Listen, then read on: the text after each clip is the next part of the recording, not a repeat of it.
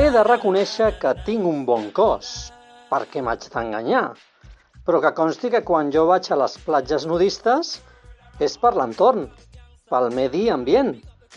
A mi m'agrada anar-hi de nit, ben sol enmig de la sorra, i amb uns focus potents ben enfocats en mi i amb un públic de milers de persones contemplant-me.